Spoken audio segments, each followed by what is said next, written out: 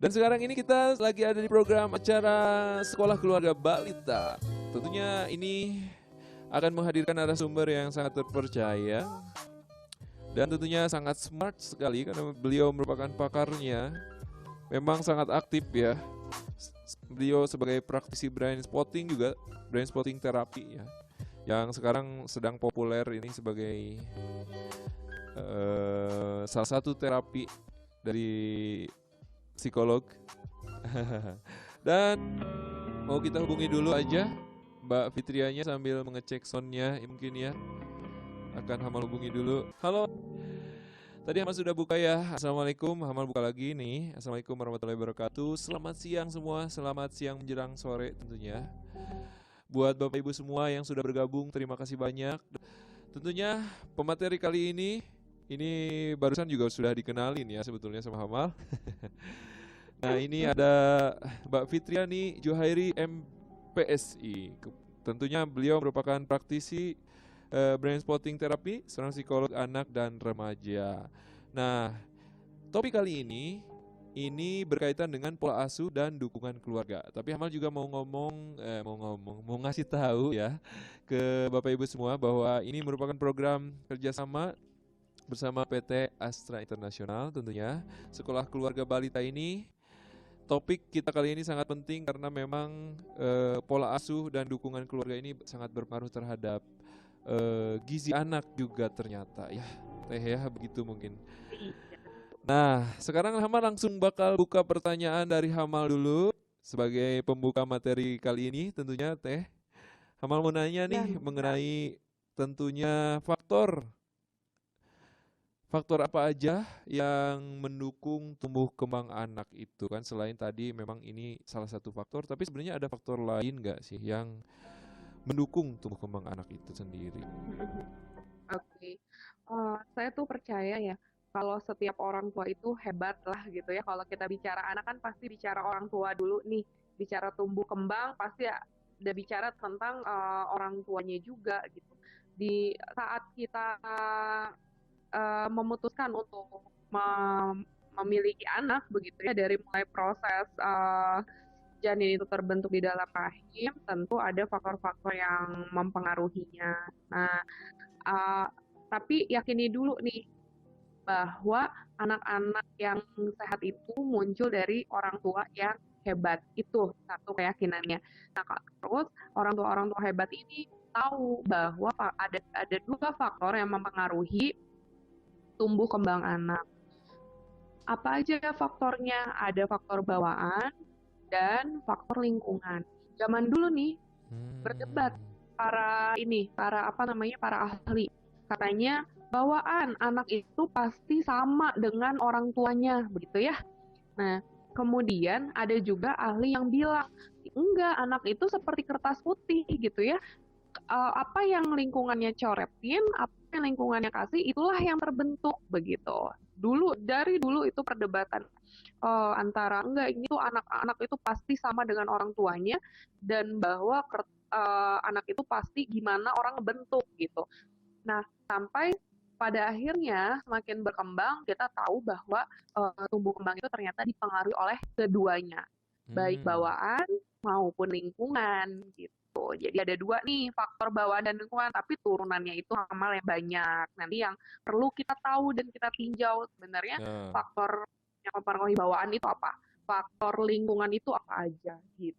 ya, jadi intinya faktor bawaan dan faktor lingkungan. Jadi dua-duanya berpengaruh Iya, besar ya terhadap iya, mendukung banget sama tumbuh kembang anak ya.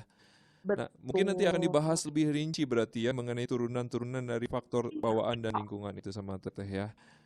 Iya, supaya kita tahu ya eh, Hmm? faktor-faktor yang bawaan itu apa, yang kadang-kadang bawaan ini nggak bisa kita ubah gitu ya, karena itu ya gimana, kita orang tuanya rambutnya hitam gitu ya, pengen anaknya rambutnya koneng atau kuning gitu, Di- kayak bule, ya dicap gitu ya. Nah Iya, ini iya. perlu perlu menyadari hal-hal apa yang bisa kita apa yang given, apa yang Allah berikan karena itu turunan Mhm. bawaan gitu ya, tapi juga perlu diketahui apa saja yang itu bisa kita ubah-ubah gitu dari lingkungan. Yang bisa kita ubah-ubah itu tentu saja dari lingkungan. Kalau kita mau ubah nature, yang faktor bawaan, itu mah cari pasangan Cari pasangan. kuncinya. Maksudnya gimana nih cari pasangan tuh? Ya, saya gini, karena faktor bawaan itu contohnya adalah warna rambut, melipat lidah, ya, Melipat diri. Iya, itu tuh sip. berkaitan menggulung lidah ya kan ada Iya, anak-anak yang iya. bisa lipat lidahnya, ada yang nggak bisa. Nah itu Ya, tuh saya bisa genetik. lipat 3. Saya bisa lipat 3. Nah kan saya lipat 2 aja susah gitu ya. Jadi ini tuh dipengaruhi oleh faktor genetik, tampilan fisik, kondisi biologis, DNA. Kalau dulu kita belajar biologi ya, ada gen-gen yang diturunkan. Nah ini gimana cara ngubahnya? Tidak ada cara lain mengubahnya selain rekayasa genetika, satu. Yap. Kedua, kita cari pasangan yang memang punya gen tersebut. Misalnya kita pengen anak kita memungkinkan matanya warna biru, carilah pasangan yang matanya warna biru gitu. Ya, ya, ya.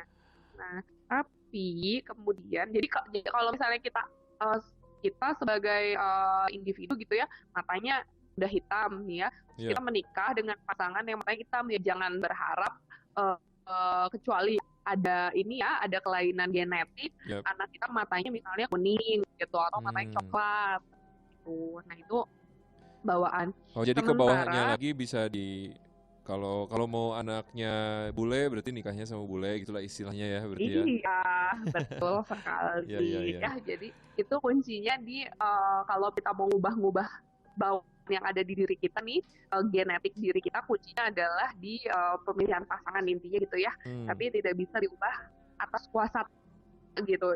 Itu pun kan ada kemungkinannya. Bisa jadi kita menikah dengan bule tapi ternyata gen yang turun itu dominan gen kita. Nah, itu dia juga. Ya itu takdir gitu ya. Makanya namanya bawaan gitu. Udah given. Nah, kemudian yang kedua, faktor lingkungan. Nah, ini faktor lingkungan yang bisa kita modifikasi, bisa kita ubah-ubah, bisa kita program gitu ya, bisa kita setting. Apa aja faktor lingkungan ini? Ya, budaya, pengalaman anak tuh misalnya kita bisa expose anak dengan beragam pengalaman gitu ya. Nah, itu tuh bisa mempengaruhi tumbuh kembang si anak, pengetahuannya jauh lebih banyak gitu, kemudian daya tangkapnya bisa jadi jauh lebih cepat seperti itu. Dan yang juga penting adalah pola asuh. Nah ini nanti ya kita bahas pola asuh ini dari lingkungan, di mana pola asuh ini berarti bisa kita usahakan supaya membantu perkembangan yang optimal gitu. Nah yang paling dari tadi yang saya sebutkan ya, pengalaman, pola asuh, budaya, yang sangat mudah kita kontrol dari 3 tersebut adalah pola asuh. Kenapa? Kalau budaya, kita tinggal di satu lingkungan, kita nggak bisa kan ngatur satu lingkungan itu supaya mau sekehendak kita, supaya optimal buat tumbuh kembang anak kita. Kita hanya bisa memilih tempat tinggal gitu ya, mengupayakan milih tempat tinggal. Tapi pun dalam memilih tempat tinggal ya tadi ada faktor luar yang agak susah kita kontrol. Misalnya tetangga ternyata ada yang senang bertengkar sampai kedengeran, ya udah itu nggak bisa kita banyak intervensi. Sementara pola asuh kuncinya ada di diri kita sendiri. Nah ini yang paling gampang sebenarnya ngotak-ngatiknya, karena yang megang kunci ya kita sendiri. Kalau misalnya kita mau ubah, yang berubah ya kita sendiri, nggak usah bawa-bawa orang lain gitu. Kita betul. Sendiri sebagai orang tua. Berarti apa sikap kita terhadap faktor bawaan dan faktor lingkungan juga harus berbeda mungkin Mbak ya? Iya, kalau faktor bawaan kita harus menerima dan menyadari bahwa itu genetik, bahwa itu given, bahwa itu bawaan, sulit untuk diubah kecuali ya dengan teknologi-teknologi tertentu. Misalnya kita nggak suka mata kita sipit gitu ya, kan sekarang udah bisa lah ada teknologi-teknologi tertentu. Tapi kan juga itu hal lain lagi gitu ya nanti bahasannya. Tapi kalau lingkungan itu hal yang bisa kita modifikasi lah istilahnya. Oke, betul sekali, keren nih. Hmm. Ini Hamal bilang betul ke teman Hamal tadi. Ini bagus sekali Cina. Oh betul. Jadi ini maaf banget. Di sebelah Hamal juga ada teman Hamal walaupun jaraknya 3 meter. Pakai masker. Ini kamu ganggu aja sih. Ah gimana? Mbak, ini apakah pola asuh itu penting untuk mengoptimalkan tumbuh kembang anak itu sendiri kan? Kalau tadi kita urusannya sama faktor Faktor ya yang lingkungan mempengaruhi. sama faktor bawaan gitu kan. Ya kita harus nerima, yang satu lagi kita akan berupaya untuk bisa merubahnya gitu. Nah sementara Betul, betul. untuk tumbuh kembang anak sendiri, nah itu masuknya tentunya faktor lingkungan dong ya, atau bagaimana menurut? Kan dua-duanya. Oh dua-duanya ya? Maksudnya untuk tumbuh kembang itu kan dua-duanya ya, Hmm. tapi yang bisa kita ubah-ubah yang lingkungan. Tapi Ah, kemudian dari nanti pembahasannya tadi kenapa jadi penting pola hmm. asuh karena eh, yang paling mudah kita ubah, yang paling mudah kita kontrol, yang paling dekat dengan kita adalah si pola asuh. Jadi yang perlu kita memang banyak pelajari, perlu dalami itu bagaimana pola asuh kita terhadap anak-anak kita. Bagaimana kita Oh, gaya kita mengasuh anak-anak kita gitu. oh benar. Nanti berarti akan dibahas lebih lanjut nih. Ini pasti banyak pertanyaan dari Bapak Ibu semua. Kalau mau nanya nih Bapak Ibu semua, bisa langsung nanti tanya lewat grup WhatsApp ataupun di Spoon. Di Spoon, Ya, yang masuk Spoon bisa tanya, nanti ditampung. Kita akan jawab satu persatu. Menarik sekali nih, Bu Dokter lagi. Mbak Fitriani. Ini kadang-kadang memang kita ini bisa membedakan faktor bawaan sama faktor yang kita bisa ubah dari anak kita. iya. Gitu. Jadi Jadi kita yang pengen diubah yang ah, bawaan, yang bisa diubah gak kita ubah ah, malah ya. tapi kadang Hama sendiri kan nggak bisa berubah nih, nggak bisa, bukan berubah, nggak bisa sadar bahwa ini tuh sebenarnya bisa dirubah. Kalau ini tuh sebenarnya bawaan, nah gitu. Untuk Iya, membedakannya seperti apa Mbak Fitrian ini? iya. Gini ya, kadang-kadang kita tuh berpikir dulu juga kita sama orang tua digituin, Dulu ya. ya. Jadi, jadi kita ke anak juga, ya udah, dulu juga orang tua saya begini, saya jadinya begini. Padahal dalam konteks mengasuh dan membesarkan anak kan kita pengen anak kita versinya lebih bagus daripada diri kita. Ah, ya benar-benar. Maka pola asuh yang diterapkan juga harus berdasarkan evaluasi.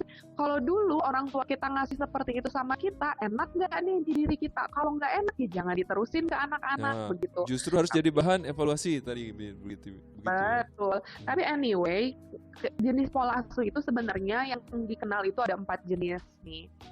Nah, kita bisa lihat ya apa yang orang tua berikan ke kita dan apa yang sekarang lagi kita coba terapkan ke anak-anak kita. Ya. Mungkin Bapak Ibu di rumah juga bisa cek mana sebenarnya kita tuh dominannya yang mana, Nah, karena kan nggak ada yang saklek kita lagi gitu pakai ya. pola asuh yang mana gitu ya. Ini Iya, sekarang nah ini dijelasin ada nih. jenis-jenisnya ya. Ada 4. Yang pertama, ini yang otoriter. Otoriter. Kalau otoriter, ya orang tua yang otoriter cenderung memaksa anak melakukan apa yang orang tua inginkan. Dari Hmm. mulai kecil sampai besar, pokoknya gimana orang tua kata mama dengerin ini ya Ah, ini gitu ya. pokoknya kamu harus jadi pemain bola.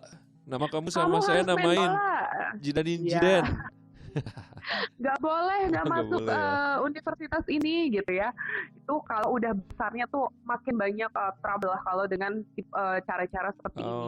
Anak Oh. akan tahu mungkin oke-oke aja ya disuruh harus ini, harus ini, nggak didengerin kebutuhannya.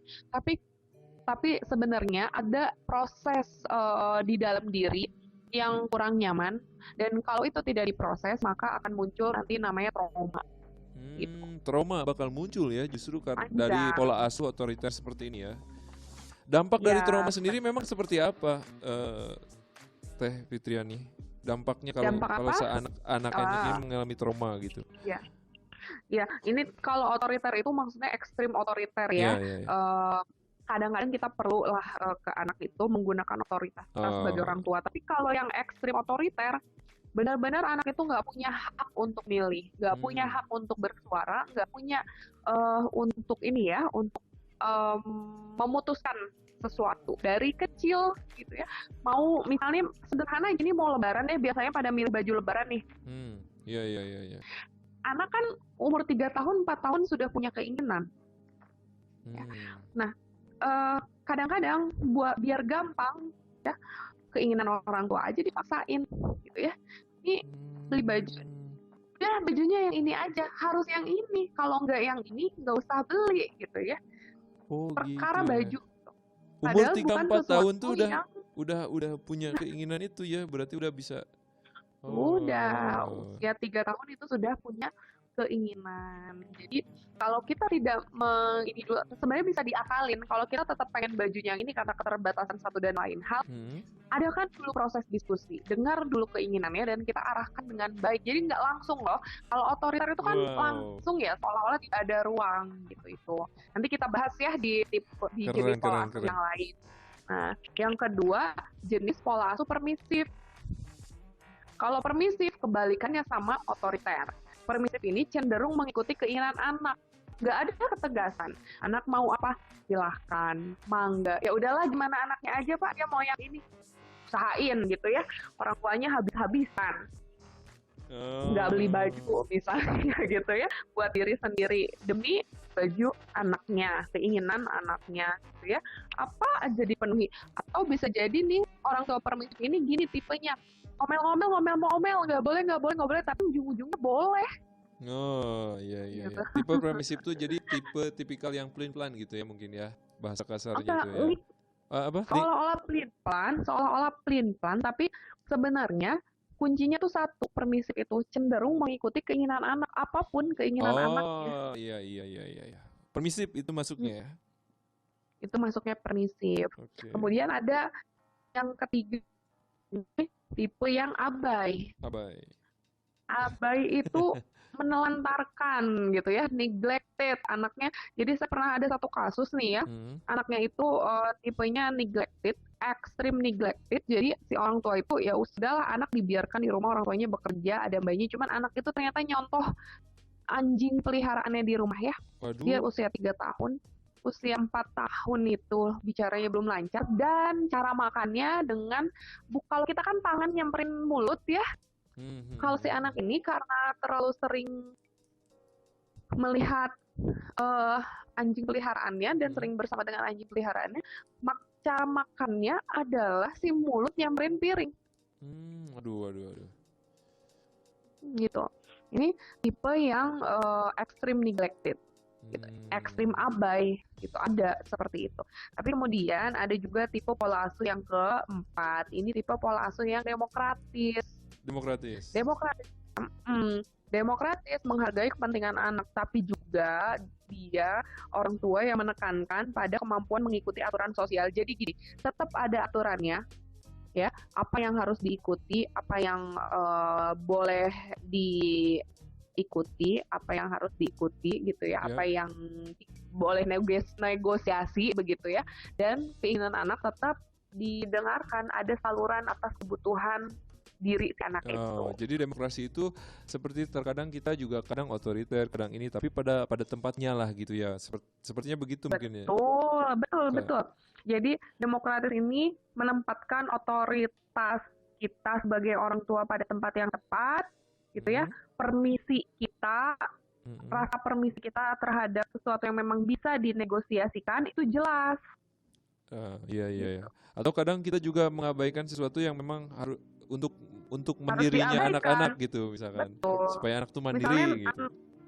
Iya, anak misalnya nangis nih ya, nangis karena pengen sesuatu gitu ya. Kita udah tahu fungsi nangisnya itu untuk mendapatkan sesuatu yang dia inginkan banget gitu. Sementara misalnya kita tahu kalau dia dikasih itu bahaya. Misalnya mau gadget nih ya, ini yang paling fenomenal. Kita udah batasi. Paling mengakar. Anak pengen lagi nonton atau nonton YouTube gitu ya. Iya. Terus nangis caranya kan? Nggak tahan kita. Akhirnya dikasih. Ya besok-besok tinggal nangis untuk dikasih. Di saat seperti itu kita bisa menggunakan sikap abai kita, biarkan aja anak nangis gitu. Tapi kita tetap, kalau abai itu bukan kalau abai di demokratis bukan berarti abai menelantarkan. Tapi ketika dia nangis ya biarkan dia nangis. Oke, silakan nangis. Saya tunggu di sini, ibu tunggu di sini, ayah tunggu di sini. Kalau udah selesai kita ngomong. Nah, mantap, mantap. gitu. Oke, Mbak. Itu kira-kira jadi ada 4 ya, coba dicek mana nih kita dulu sama orang tua, mana nih Ah, kita sekarang udah jadi orang tua. hmm, Apakah yang otoriter, apakah yang cenderung ngikutin keinginan anak, udah nyoba nih bikin aturan tapi pasti roboh di akhir gitu ya. Kalau yang oke. permisif itu gitu, Iya, ya. coba segala macam tapi pasti roboh aja. Atau yang demokratis Oh, atau tadi jangan sampai yang abai lah, jangan sampai jangan gitu ya, sampai ya. karena efeknya jangka panjang banget. Ya, Hamal dengar juga banyak Hamal baca banyak dengar juga dari berita-berita banyak banyak juga kejadian-kejadian kriminal dari seorang anak gitu ya yang memang orang tuanya menggunakan pola asuh abai itu ya, Mbak ya. Ya Seperti kejadian yang nggak tahu, kemarin kita di nggak mau tahu lah anak mau ya, ngapain gitu. kayak kejadian kemarin yang di Inggris itu ya yang eh, menghebohkan kita itu yang itu ternyata pola asuh orang tuanya menggunakan metode abai gitu. Mbak, Mbak, Ya, Hamal nih, Mbak Fitriani, sepertinya harus buka dulu pertanyaan karena Bapak Ibu ini udah pada nanya nih dan oh gitu. malah ada yang Oh saling nggak, jawab juga nih kayaknya nih. Jadi takutnya nanti malah jadi pada nyimaknya di spoon sendiri bukan bukan ngedengerin Mbak Fitriani nih. Maka langsung jawab aja nih sama Mbak Fitrianinya satu-satu ya. Seperti apa nih jawaban yang mangga. tepatnya? Ayo coba ditampilkan dulu di layar Hamal. Tolong akan Hamal bacain nih satu-satu buat Mbak Fitriani.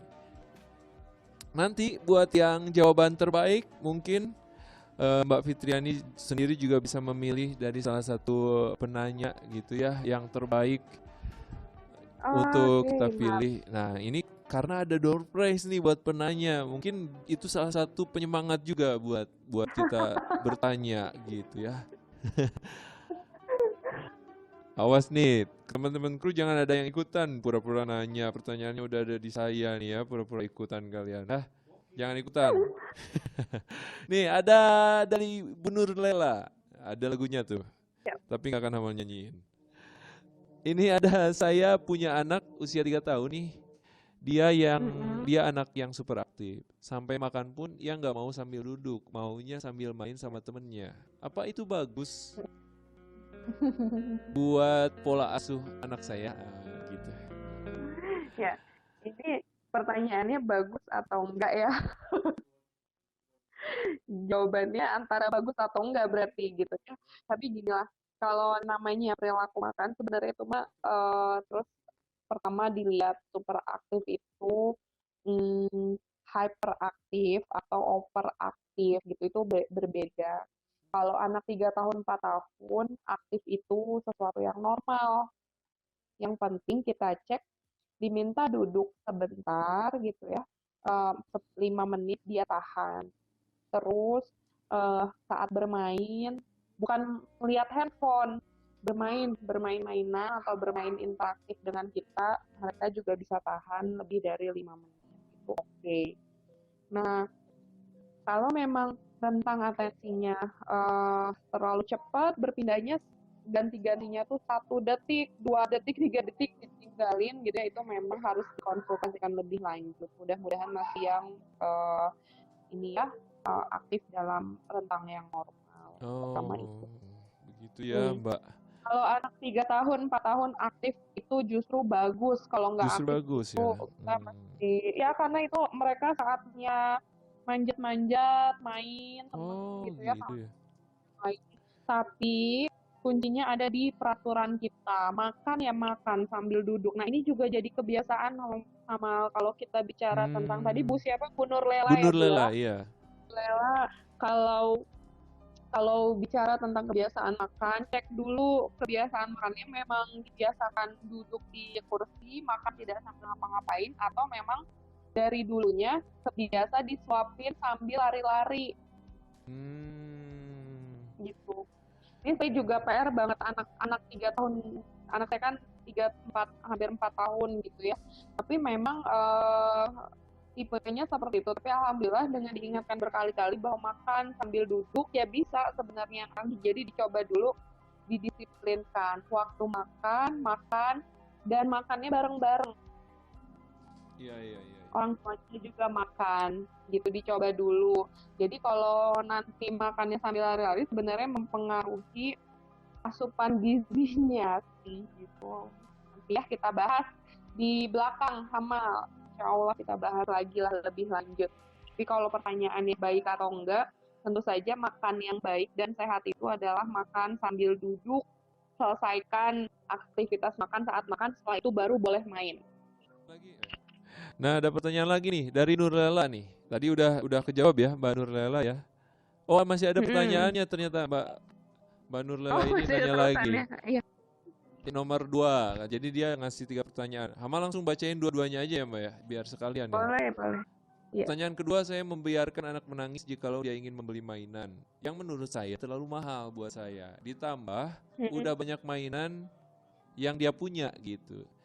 Sedikit malu sih, tapi saya hanya tidak mau anak saya menjadi anak yang manja, yang semua keinginan dia harus diturutin, takut kebiasaan gitu. Jadi takut kebiasaan. Apakah itu kebiasaan baik buat anak saya gitu? Nah, kemudian nomor 3 nih, pertanyaan nomor 3. Iya. Masalah anak kecanduan sama HP, apa itu salah dalam pola asuhnya atau salah HP-nya, salah Google-nya, Mark Zuckerberg atau kok gimana sih jadi gitu? Gimana? Ya, yang pertama dulu nih yang tentang apa tadi tiba-tiba gara-gara Mark Zuckerberg jadi lupa ya. Maaf. Aduh. Yang kedua ya? Apa tadi? Yang kedua? Yang soal mainan tuh, soal mainan jadi mainan. Ya mainan ini memang betul. Ya tadi ya balik lagi anak 3 tahun 4 tahun itu tuh punya keinginan, sudah mulai punya keinginan, selalu pengen beli mainan. Dan yang penting bagi orang tua adalah kalau tadi ada batasan mainan-mainan dan itu udah disampaikan sama anak. Maaf putar ini suaranya itu feedback. Oh, suara feedback ya. Balik lagi ke tentang mainan. Kalau misalnya kita selalu ngasih, tadi balik lagi ke pola asuh permisif dan itu memang bagus. Maka strateginya nih ya untuk jadi yang demokratis kita memang dari awal sudah dijelaskan. Nah, akan jauh lebih baik ada aturan yang boleh beli mainan setelah kapan atau setelah menabung. Untuk mainan-mainan tertentu anak udah diajarin nabung aja dari sekarang gitu, dari sedini mungkin sebenarnya. 2 tahun itu udah bisa nabung dulu. Seenggaknya memang keinginan itu selalu ada. Misalnya kita udah latih nabung dulu, dia tahu, sekedar tahu. Tapi pas keinginannya muncul, kan kalau anak-anak itu masih cepet banget ya prosesnya, ngelihat, pengen kadang nggak bisa nahan gitu. Nah, tapi diulang-ulang, insya Allah nggak apa-apa. Dan kalau ngebiarin nangis karena memang mainannya misalnya emang nggak boleh dibeli sekarang, nggak bisa dibeli sekarang, ya nggak apa-apa. Tapi syaratnya pas nangis jangan sambil dimarah-marahin, jangan sambil dibentak-bentakin. Boleh marah, bilang. Boleh marah, bilang aja. Ya, ibu marah, misalnya. Ayah marah karena nangisnya mengganggu misalnya kayak gitu, atau ya sudah nangis dulu silahkan ditungguin, nanti kalau sudah selesai kita bicara seperti itu. Kalau udah selesai nangisnya bicara bahwa tidak diizinkan untuk beli mainan karena memang perlu menabung dulu misalnya, atau memang sedang tidak butuh gitu. Itu tips bagus juga ya, mantap nih. Kalau disuruh nabung dulu juga melatih kesabaran anak mungkin ya Teh ya. Iya, bisa dilatih kesabarannya gitu. Yang kadang nggak sabar orang tuanya, begitu punya uang ngeliat anaknya minta terus dikasih akhirnya. Jadi sesuai dengan kondisi keuangan orang tua akhirnya gitu ya. Terus yang ketiga ya sama tadi ya tentang HP ini salah siapa? Yang jelas mah ya salah yang ngasih HP sih. Kenapa? Karena HP ini ya anak-anak itu nggak akan tahu HP kalau nggak dikasih sebetulnya. Nggak akan tahu, anak 2 tahun 3 tahun itu nggak akan tahu HP kalau nggak dikasih. Iya. Mereka tahu HP kalau sudah dikasih. Kalau sudah dikasih tidak diberi batasan waktu, apalagi karena memang sangat seru kalau ada anak-anak tuh seru banget, yang itu mainannya nggak seru gitu ya. Jadi akan banyak negosiasi di situ. Handphone itu banyak sekali negosiasinya. Silakan aja. Brainstormingnya banyak sekali di HP itu sebenarnya. Banyak banget perdebatan dengan anak 3 tahun setengah ya. Masalah HP ini juga luar biasa gitu, bisa jadi urusan yang panjang Iya, iya, iya. ininya gitu negosiasinya. Dan jangan jangan ini ya, jangan underestimate anak-anak gitu dalam hal negosiasi, jago banget Jago banget ya. gitu. Karena mereka penyimak terbaik orang tuanya ya. Jadi negosiasinya bagus. Iya, jago banget. Jadi kuncinya memang kita kalau HP ya, eh saya sih itu pilihan dari sama orang tuanya. Hmm. Baiknya memang setelah usia 2 tahun baru diberikan gadget, tapi mungkin ada kondisi-kondisi tertentu yang akhirnya susah Hmm. anak-anak tidak terpapar gadget. Kalaupun anak-anak harus terpapar gadget, sebenarnya dalam waktu 1 hari itu tidak lebih dari 2 jam. Sebenarnya usia berapa tahun sih Teh anak boleh Mm. boleh megang gadget gitu, boleh dikasih gadget sendiri Itu punya? 2 tahun, 2 tahun, Oh, jadi 2 tahun itu lebih ya. udah boleh, tapi dengan syaratnya seperti apa tadi? Tapi terbatas, Eh, dan ditemani harusnya. oh, ditemani ya, harus ditemani. Oke, oke. Iya, Oh, jadi nanti nggak kalau apa-apa. tiba-tiba iklannya macam-macam, Oh, ya iya, itulah iya. yang terekam. Jadi nggak apa-apa sebenarnya ngasih HP buat anak nonton handphone, tapi ditemani dan dengan cara seperti itu ya mungkin ya. Kalau masih di bawah 4 tahun mah jangan lebih dari 1 jam harusnya ya, maksudnya dalam rentang waktu terus menerus gitu, Hmm. dipotong-potong 10 menit, 15 menit, walaupun susah sekali ya, Hmm. terutama kalau tapi itu sebenarnya gini ya, kalau dalam masa pandemik seperti ini kita harus di rumah terus mumet dan segala macam. Hmm. Buat saya sih, karena kita dalam situasi yang tidak normal ya, Ya, ya, jadi ya. ya jangan terlalu ini juga lah, jangan terlalu keras juga sama diri sendiri, nanti stres. Kalau orang tuanya stres, ngurus anaknya juga jadi tambah Ya, stres. itu dia benar-benar. Baik Mbak, terima kasih. Ini ada lagi Secukupnya aja, pertanyaannya sudah macam-macam. terjawab ya Mbak Nurlela. Mudah-mudahan bisa menjadi solusi nih buat Mbak Nurlela. Ada tips-tipsnya juga tadi tuh dikasih sama Mbak Fitriani. Ini kemudian ada Teh Seniawati. Pertanyaannya, apa bedanya mengancam dan menakuti anak ketika anak sulit makan dan apa dampak? Mengancam dan menakuti kayaknya sama ya. Sama ya? Kalau kita ngasih tahu, gini, kadang-kadang mengancam sama menakut-nakut itu nggak relevan sebenarnya. Gitu. Nggak tepat ya?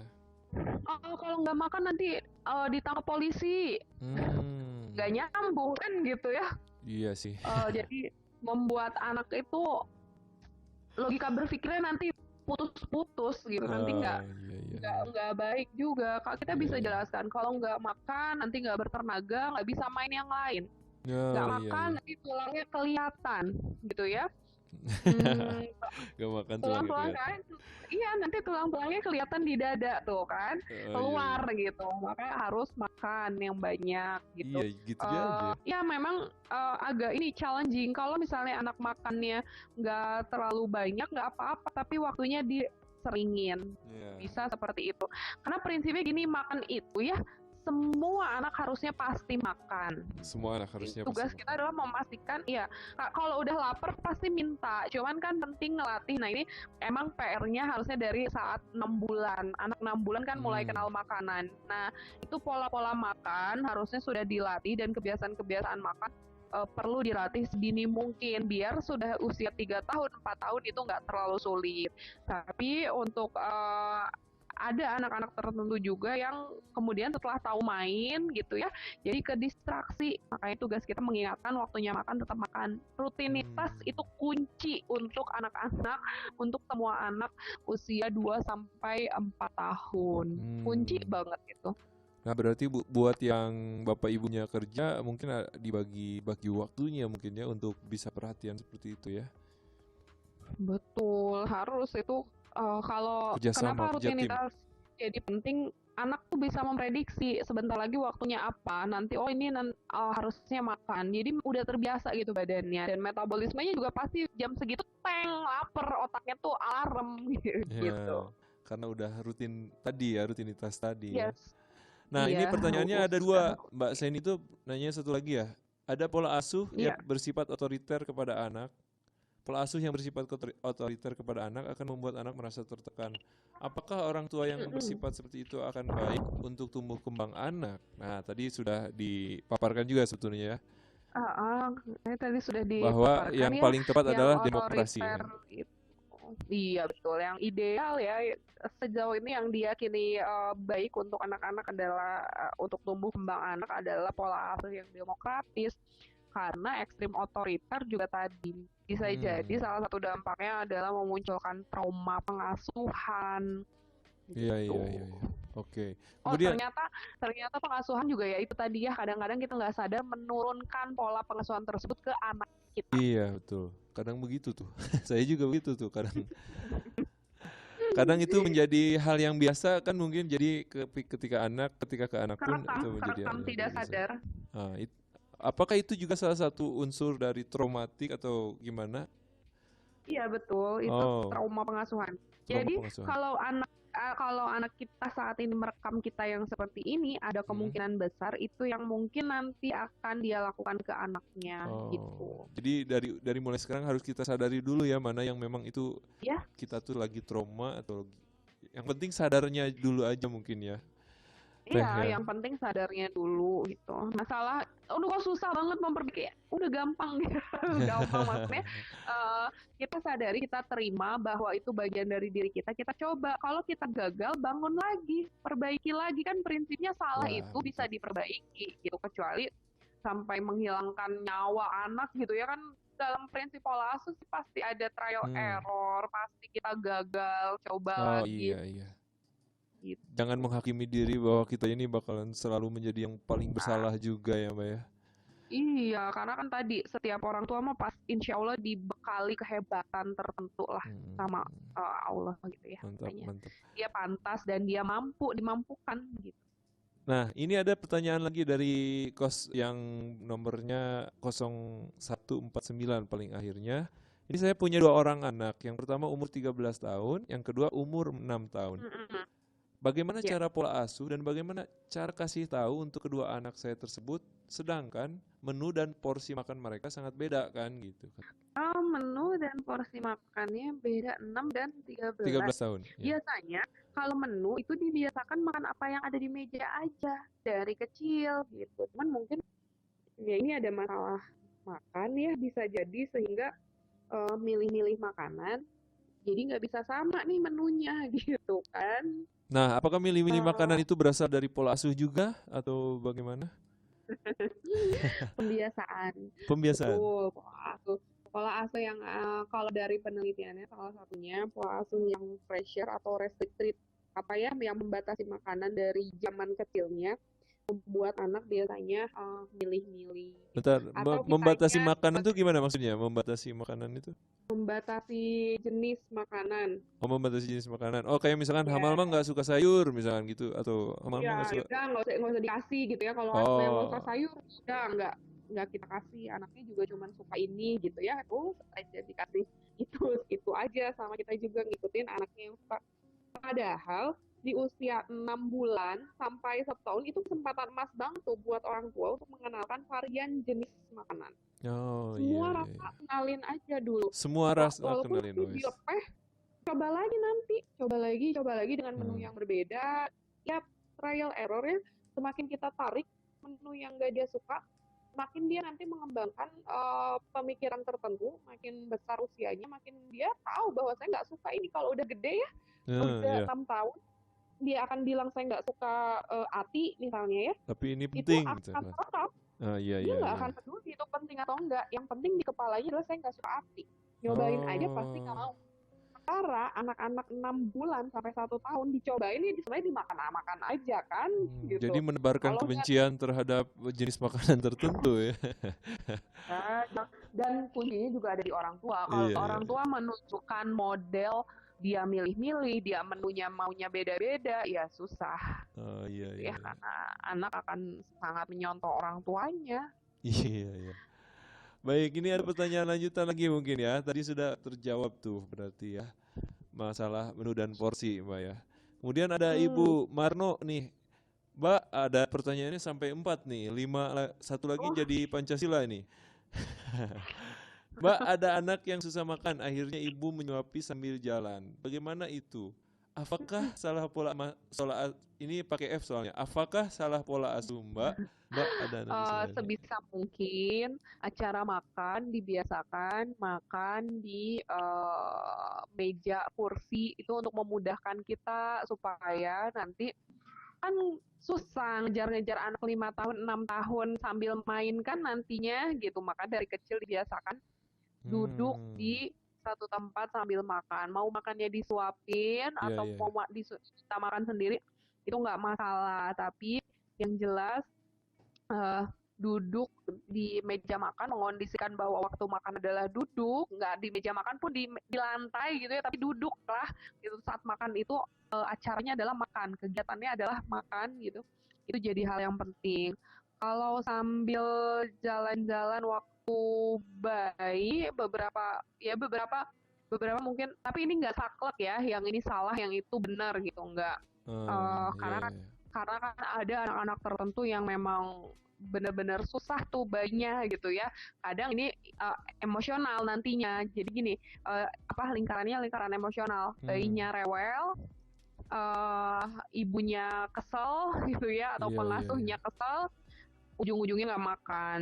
Kan Hmm, daripada seperti itu, mungkin beberapa pengasuh atau beberapa orang tua memilih untuk sambil jalan tapi hmm, balik coba lagi gitu. Kalau iya nangis ya iya udah iya. oke, pelan-pelan aja sedikit-sedikit tetap dicoba, jangan ditinggalin sama sekali. Nanti jadi kebiasaan, termasuk yang biasa makan sambil gadget. Ah, Ya makan sambil lihat handphone gitu ya, itu juga hmm. pelan-pelan dilatih kembali, di reset aja.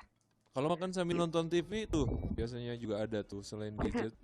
Ya, kalau dari penelitian, mana intake food yang lebih bagus?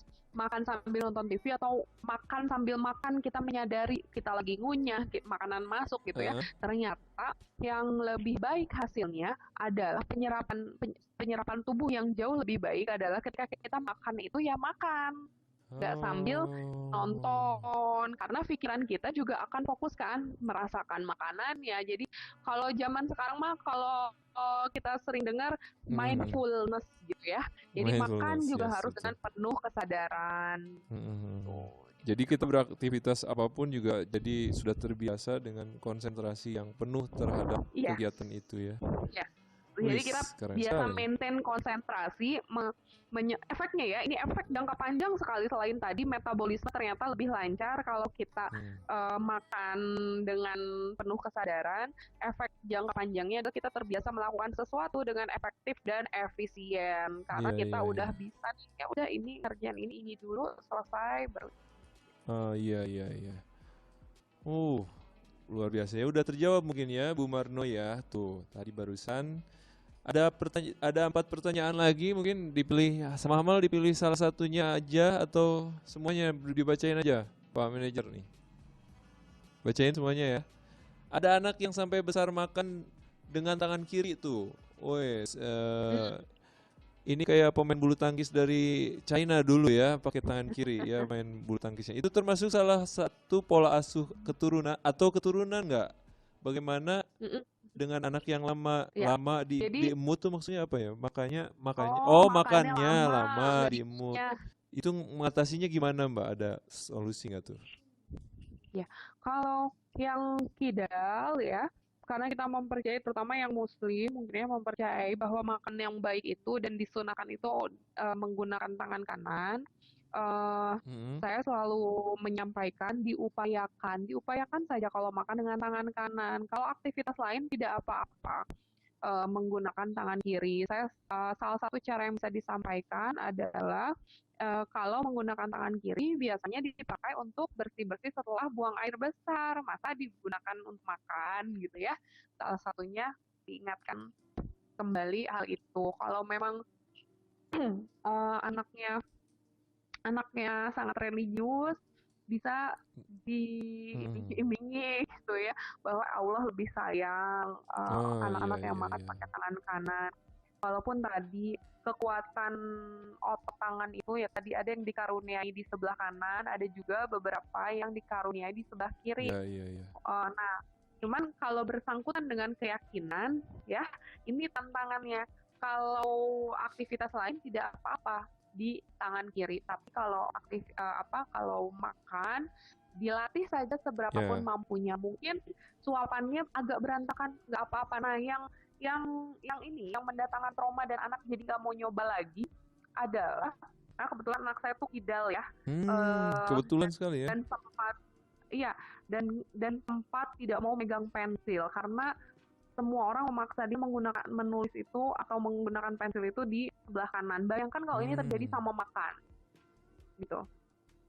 Jadi pelan-pelan. Tapi alhamdulillah sampai usia 4 tahun ini ternyata bisa. Jadi saya bicara based on experience aja ya. Kalau Iya, iya, secara iya. teoritis kan memang dilatih, walaupun kekuatannya berbeda dengan anak lainnya gitu ya. Tapi pengalaman saya betul prosesnya tuh panjang dan Iya, butuh iya. kesabaran.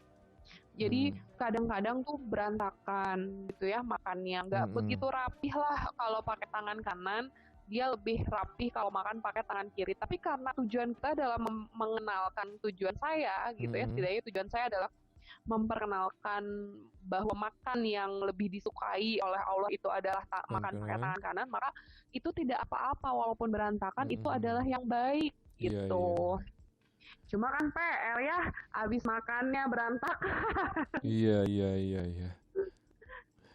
gitu. Nah, sampai Memang besar masih pakai tangan kiri, itu ya coba didekati dengan hal-hal yang memang apa value-nya makan pakai tangan kanan. apa Gitu. keuntungannya harus Apa sering dikasih tahu nilainya, ya. apa pentingnya.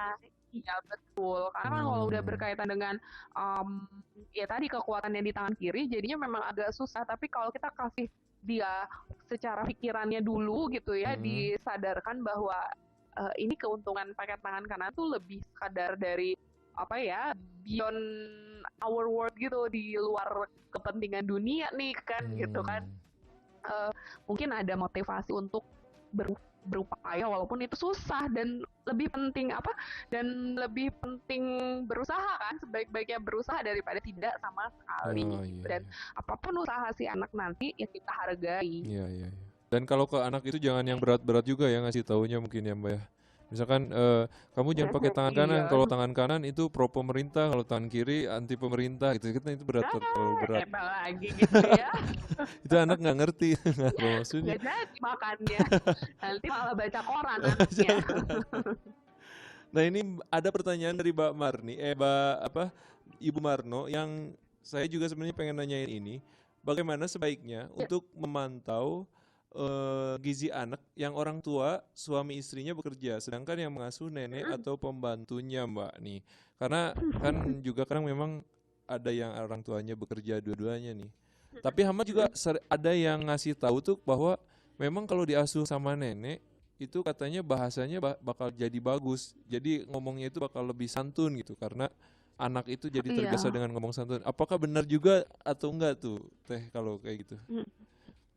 Ini ya, pertama kalau kita menitipkan anak, usaha kita juga ya sebisa-bisanya sekontrol tangan kita kan, selebihnya serahkan pada Allah gitu ya. Maksudnya gini, kita juga kan punya, nggak bisa ngapa-ngapain gitu ya, kita kan memilih loh ya, bukan nggak bisa milih sebenarnya ya, memilih untuk bekerja dan anak dititipkan pada orang tua kita atau mbak gitu ya, atau yang pengasuh lain di rumah atau di daycare gitu. Nah, yang bisa kita upayakan apa? Menyiapkan pertama makanannya gitu. Jadi udah disiapin gitu dari malam itu, ini menu makan pagi, ini makan siang, ini nanti kan makan malamnya bisa ya sama orang tuanya, kemungkinan besar harusnya bisa. Kalau nggak bisa kita siapin juga snacknya jam berapa dikasih ini, snack sorenya jam berapa gitu ya. Tapi gini, ketika kita sudah mempersiapkan itu semua, pada kenyataannya kan bisa aja si makanan itu teh dibuang, diganti makanan lain yang lebih gampang gitu. Ini karena ini banyak kejadian ya, nakut-nakutin, tapi ada aja seperti itu. Gimana cara mengevaluasinya? Kalau kita sudah memastikan bahwa apa yang sudah kita berikan itu harusnya memenuhi gizi anak, maka anak kita harusnya gizinya terpenuhi. Kalau sering sakit ya, kemudian juga jadi kok kurus, nggak ada penambahan berat badan, itu kan jadi tanda tanya. Padahal dari segi makanan gitu ya, kita sudah persiapkan ada apa nih, apakah makanannya tidak habis gitu ya, atau seperti apa, maka bicarakan baik-baik sebenarnya makanannya gimana. Dan kalau lagi ada waktu di rumah, maka kita perhatikan pola makan anak gimana gitu kan. Kan kerja Senin sampai Jumat atau oke, let's say Senin sampai Sabtu. Tapi pasti ada waktu-waktu kita di rumah gitu. Saat kita di rumah itu kita perhatikan polanya seperti Ya. apa, intake makanan tuh masuk nggak semua gitu. Cara Iya, dia iya. makan itu kayak gimana. Jadi kita tahu gitu kira-kira Senin sampai Jumat itu atau selama kita tinggal itu makannya gimana. Tapi balik lagi kita tidak bisa berbuat banyak gitu. Iya, iya, iya. Yang bisa kita lakukan adalah berdiskusi, ngasih tahu lagi, ngingetin lagi ke orang tua sama ke pengasuhnya gitu ya. Ya dievaluasi kembali nanti setelah Iya, iya. seminggu gitu. Berarti Bisa dari kita berarti iya, iya, iya. Terus yang tadi itu, Mbak, yang apa? Bahasa dari gimana? nenek dan juga Oh iya, kakek itu memang ini ya berarti ya? tergantung neneknya itu Ya, berarti iya ya. berarti. Beda-beda ya. Jadi itu kan tadi pola asuh bahasa itu sangat ini ya, anak-anak tuh sangat mudah menyerap bahasa usia Ah, 0 sampai 3 tahun itu usia 1 sampai 3 tahun itu apa yang dia dengar tuh biasanya langsung dicontohin. Jadi kalau ternyata nenek kakek kita lebih santun dan biasanya memang ini ya nenek kakek itu tingkat dewasanya nih.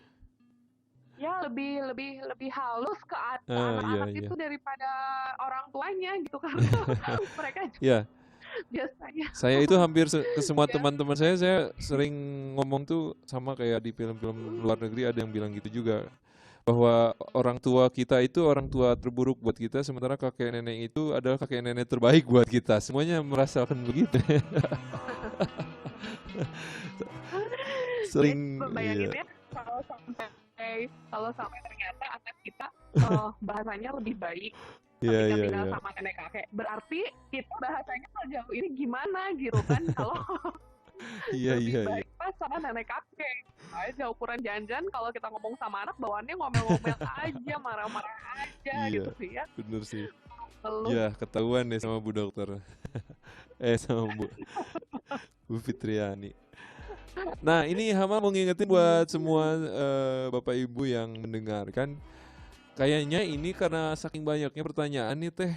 Jadi Hama harus harus sortir nih satu-satu pertanyaannya. Jadi satu orang mungkin satu aja Hama akan pilih. Yang lain juga yang belum bertanya boleh nanya, tapi sepertinya pertanyaan yang paling urgent yang perlu ditanyakan mungkin itu yang bakal Hamal bacain gitu ya. Karena waktunya oke juga nih, siap kayaknya kita juga pengen panjang sih sebenarnya ngomongnya ya. Tapi karena berhubung waktu Teh ya, jadi harus sortir. iya Jadi mohon maaf ya Bapak Ibu, bukan gak mau bacain satu-satu nih, tapi waktunya juga, aduh, Hamal juga pengen nanyain semuanya nih. Ini ada Mbak Anggarianingsih. Mbak Anggarianingsih, bagaimana cara kita menghadapi anak yang sering emosi kalau dibilangin sama orang tua? Sering emosian mungkin ya. oke kitanya yang mesti berespon. Jadi kitanya jangan reaktif ya kalau menghadapi anak-anak itu, bukan anak-anak sih sebenarnya, menghadapi apapun yang terjadi di lingkungan kita tuh punya dua pilihan. Mau reaktif atau responsif gitu ya. Kalau kita reaktif, kita tuh nggak pakai pikir. Anak emosian, kita jadi nambah tinggi juga. Gitu. Tapi kalau kita mau berespon, ya kita tuh nahan dulu, mikir apa sih sebenarnya yang terjadi ketika si anak misalnya berteriak atau menangis gitu ya, ada apa? Nah, kuncinya di jeda. Jadi kadang-kadang kita butuh jeda nih kalau merespon emosi-emosi yang terlampau berlebihan gitu. Kalau dengar pecahan piring misalnya kadang-kadang ibu-ibu gitu ya, ibu-ibu sih seringnya apa itu gitu ya. Nah, ada suara ada ada suara anak kecil ya. Jadi kalau ada pecahan piring tuh kan gitu ya, apa kita bahasanya kadang-kadang bereaksi gitu, tuh iya, iya, kan iya. pecah dibilangin loh, kita nggak nyadar itu anak Iya, iya. berdarah. Kecuali kalau yang latah mungkin ya, Kita ayam ayam ayam gitu. itu namanya bereaksi. Gitu. Sementara kalau berespon, itu kita tarik nafas. Jadi yang bisa kita lakukan adalah ini ya, tarik nafas. Tarik Pakai teknik nafas. 478, tarik nafas 4, tahan, buangnya dari mulut. Latihan, harus latihan nafas mulut ya. Orang tua para kita sebagai orang tua ini harus banyak latihan tarik nafas. Untuk Gitu. jaga Biar emosi ya itu ya. sabarnya lebih Oh iya iya iya. panjang. Oke. Gitu. Jadi kalau kejadian seperti itu lagi anak emosi, kita tarik nafas gitu ya, keluarin dari mulut, baru kita berespon. Minimal hitung 1 sampai 10 di otak kita, di pikiran kita, atau kita bisa bilang, oke, kalau masih mau marah atau kitanya udah mulai nggak tahan nih kayak mau meledak gitu ya, kalau masih mau marah yaudah dia marah-marah dulu, nanti ibu atau bunda atau ayah tunggu di kamar, kalau udah selesai baru pakai headset aja di kamar gitu. Nanti kalau udah selesai baru temuin untuk ngobrol lagi sama-sama enak, Pakai headset sama-sama aja tutup kuping reda. ya. Atau kalau kitanya udah lebih reda, kita juga ngomong sama anak nggak meledak-meledak kok, insya Allah. Iya iya, berarti jaga dulu emosi kita baru kita ngomong ya, jangan kendalikan Iya, dulu emosi kita baru. kalau Iya kita iya. kalau kita balesinnya dengan emosi juga nggak akan selesai. Yang ada dengan derai air mata selesainya. Ibunya nangis, Oh. ayahnya kesel, anaknya nangis. Oke, itu dari Mbak Mia ya, sangat puas sekali mungkin ya sama jawabannya nih. Tadi bukan Mbak Mia, tadi itu siapa? Mbak Anggaria Kayaknya Ningsih. bukan Mbak Mia. Mbak Anggaria Ningsih. Nah, ada lagi pertanyaan dari siapa dulu? Oh, dari Mbak Lisna Yanti Siregar. Horas Mbak Lisna. Nah, ini ada pertanyaannya, mumpung materi kali ini sekolah keluarga balita, saya mau nanya lagi nih Mbak. Ini tentang ada lingkungan saya. Untuk melihat kecerdasan seorang anak balita itu bagaimana Mbak? Sedangkan anak itu malas belajar, tapi aktif dianya gitu. Tapi belajarnya malas gitu. Nah itu gimana tuh? Ini tuh balita, bayi di bawah 5 tahun Iya, gitu balita, usia balita. Usia balita malas belajar. Balita itu tugasnya adalah main. Nah, itu dia. Kalau ini dalam konteks belajar matematika atau belajar biasa baca nulis, ya ditunda dulu juga nggak apa-apa, nggak urgent gitu ya. Yang penting diajak main yang edukatif, main. Kalau misalnya kita mau ngajarin berhitung, main sambil lompat-lompat, 1, 2, 3, 4 gitu kan, anak-anak paling senang lompat-lompat di kasur, suruh sambil berhitung. Atau kita mau anak untuk bisa hitung jari, ya udah hitung jarinya berapa gitu, dan itu bisa dilakukan sambil bermain begitu. Jadi mungkin untuk nulis itu sesuatu yang menyenangkan dulu, coret-coret, menggambar, melukis, baru setelah itu aktivitas yang lebih sulit sedikit. Kalau anaknya memperlihatkan ketertarikan, itu bisa jauh lebih cepat, karena tuntutannya sekali lagi ya, tuntutan balita 0 sampai 5 tahun itu masih bermain. Belajar itu untuk di atas 4 tahun. Berarti belajar itu justru cara belajarnya anak balita adalah bermain itu ya, cara belajarnya sendiri gitu. Yang paling penting ya untuk anak balita ini juga salah satunya adalah play skill. Jadi bermain itu ternyata ada keterampilannya. Oh, ada iya, ada anak-anak yang nggak terampil bermain. Ada anak-anak yang nggak terampil bermain.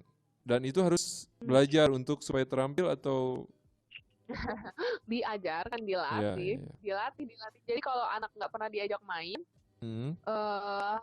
kan main itu natural ya, anak-anak tuh harusnya. Tapi ada juga yang nggak berkembang. Kemampuan mainnya gitu ya, imajinasinya nggak berkembang ya, di situ aja mainan mobil cuma ngeng, tapi dia nggak diceritain gimana, kemana, ngapain, jadinya nggak luas gitu. Oh iya. Nah itu pertanyaan dari Mbak Mia ya barusan tuh? Oh Mbak Lisna, sorry. Ini ada juga pertanyaan dari Mbak Dewi. Pertanyaannya yang mana nih? Harus sama pilih nih dari 4. Nah, apa yang harus dilakukan supaya anak mau sarapan? Mengingat orang tuanya tidak biasa dengan sarapan. Oh, orang tuanya tidak biasa dengan sarapan. Itu gimana tuh? Wow. Orang tuanya sarapan juga. Orang tua Jadi orang tuanya jawabannya nih gitu, Mbak, langsung untuk orang kebiasaan tuanya sarapan. sarapan.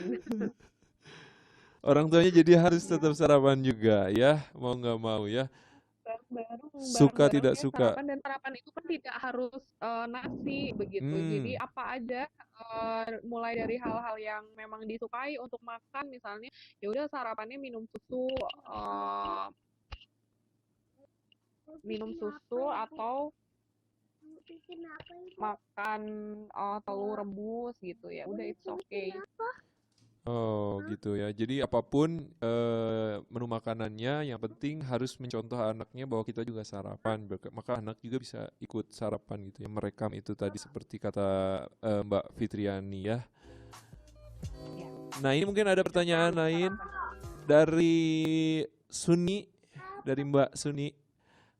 Ada seorang Ya. ayah yang pendek, wes, saya juga tuh anak seorang ayah yang pendek ya.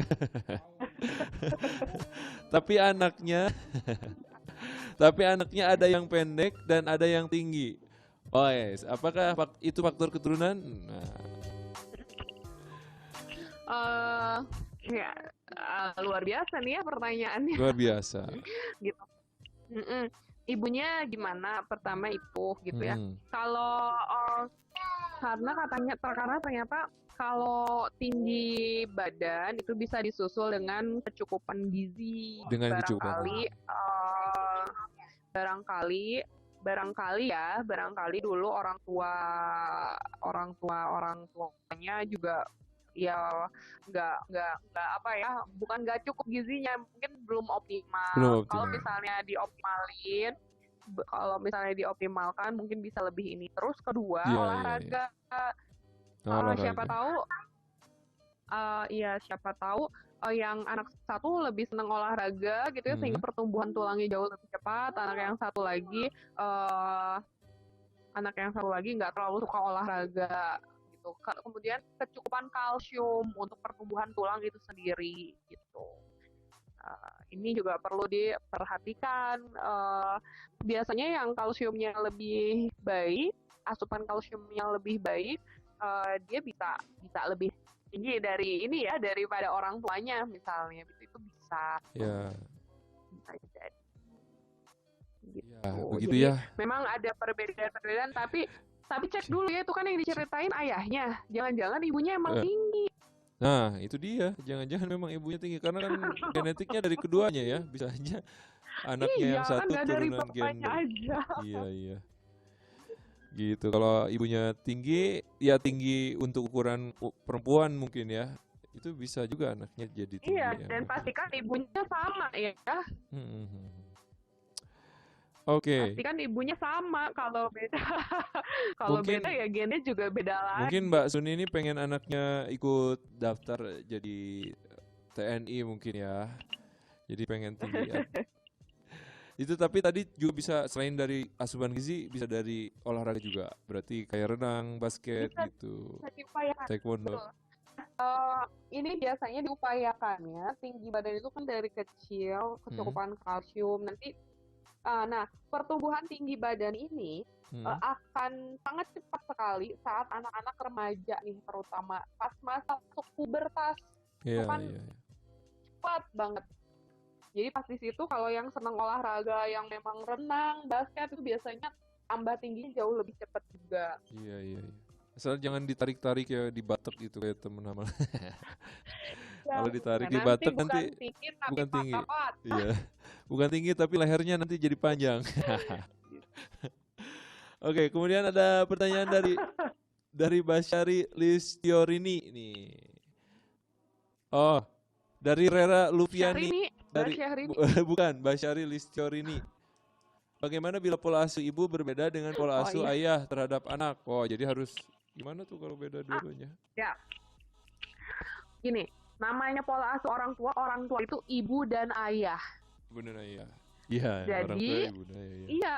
iya, jadi kalau misalnya pola asuh berbeda gitu ya, berarti Iya, ini bukan pola asuh orang tua gitu iya kan. benar-benar. Ketika kita bicara pola asuh, maka ibu dan ayah harus sama, makanya janjian, komunikasi, nyamain Tuh, visi gitu ya, mau tuh. gimanain. Kalau misalnya nggak bisa sama-sama, nggak bisa sama itu maksudnya gini kan kita masing-masing punya kemampuan misalnya saya mah udah nggak sabaran ya udah bagian sabar-sabar misalnya sama ayah tapi konsisten Iya, iya, misalnya iya. konsisten itu dalam arti kita bilang nggak boleh ayahnya juga harus bilang nggak boleh hal-hal tertentu tuh harus sama Iya. jangan sampai satu jadi enemy jadi musuh Iya. satu jadi malaikat jadi angelnya gitu Jadi ya kayak bagi-bagi skrip ya kalau gitu ya, kalau di film. iya repot kalau kayak gitu. Karena anak dengan mudah ganti-ganti nanti di mana aja yang kepentingan dia terpenuhi dia akan ngikut. Oh iya, tuh Mbak Basari itu berarti harus tetap kerjasama antara ayah dan ibu. Orang tua itu bukan cuma yang tua, ibu bapaknya merasa muda kan ya nggak boleh gitu ya, berarti ya. Nah, oke selanjutnya ada dari Mbak Rera Lufiani. Saya sebagai ibu masih banyak teganya daripada tegas, apalagi masih serumah dengan orang tua yang suka memanjakan cucunya. Oh iya iya iya. Bagaimana caranya agar bisa menerapkan pola asuh demokratis? Hmm, eh, Tantangan tuh ya. eh, susah pertanyaannya ini ya agak agak menantang memang hidup di pondok mertua indah atau pondok orang tua indah gitu ya. Menantang karena memang Atau mungkin jadi orang tuanya juga yang tinggal sama beliau ya. Antara dua itu berarti ya. tapi ada dari Mbak Fitriani, iya mohon kedengeran maaf nggak? ini Hamal tadi hilang suaranya, sinyalnya hilang nih. Koneksi dari Hamalnya Tapi nih ini kayaknya. sudah kedengeran ya? Udah bagus lagi, Mbak. Oke. Udah ada lagi 4 orang Gimana yang Mal? masuk. Tadi sampai mana? Ah ya. Iya. Tadi sampai pertanyaan dari apa? Tadi itu pertanyaan dari siapa sih namanya tuh tadi? Oh, Rera Lufiani. Ya. Untuk apa? Perbedaan yang dari rumah mertua itu. Jadi Oh ya. Iya. dari sampai situ tadi. Iya. Jadi kalau ya tadi ya tinggal sama orang tua atau tinggal sama siapapun itu sih di dalam satu rumah satu atap itu memang menantang banget nih untuk menegakkan pola asuh yang ideal. Gitu. Terus gimana caranya supaya bisa menerapkan pola asuh ideal? Tentu saja perlu komunikasi yang baik sekali. Gitu. Jadi perlu komunikasi yang baik. Jadi kita memang perlu pendekatan secara emosional yang baik, nggak saling menyalahkan. Gak saling menyalahkan, nah itu pentingnya ya. Iya, gitu. Karena Poin nggak penting. ngerasa paling benar gitu satu sama lain. Bahwa pola asuh yang kita terapkan adalah yang paling benar, orang lain salah ya nggak begitu juga. Kadang-kadang dari orang lain juga ada benarnya juga. Itu pertama kesadaran. Itu kesadaran pertama yang harus disadari. Terus sehingga pola komunikasi yang kita bangun juga memang baik gitu ya. Kalau kita sudah merasa paling benar, komunikasinya nanti nggak lancar. Oh, iya. Terus win-win solution, nggak bisa kita menang 100%. Nggak bisa kita menang 100%, tapi bisa menang bersama-sama gitu ya. Ya, bareng-bareng. Win-win solution ini begini, misalnya oke lah menurut orang tua kita ini adalah cara yang baik. Ya udah gimana kalau kita cobain dulu deh Bu, misalnya ya. Dicoba dulu deh dengan cara seperti ini gitu. Kalau nanti memang nggak bekerja, nggak berdampak apa-apa pada anak, boleh balik lagi dengan cara seperti itu. Misalnya pemberian makan ya disuapin, yaudah kita coba dulu yuk. Mumpung di rumah nih kan, mumpung lagi pada di rumah nih, itu bisa banget. Gitu. Kemudian kalau dengerin, biasanya gini kalau saya dengerin acara-acara seperti ini gitu ya, acara-acara parenting atau sesuatu yang membahas tentang pola asuh, perkembangan anak-anak bareng-bareng. Jadi nggak kita aja yang dengar. Tapi orang tua kita juga bisa mendengar walaupun mungkin dengan situasi-situasi yang berbeda lah ya penangkapannya dengan kita, tapi tidak apa-apa. Dan diskusi juga ruang-ruang diskusi perlu dibuka. Gitu. Ruang-ruang diskusi dengan orang tua itu ya, biar nggak kaget kalau misalkan ada masalah tertentu.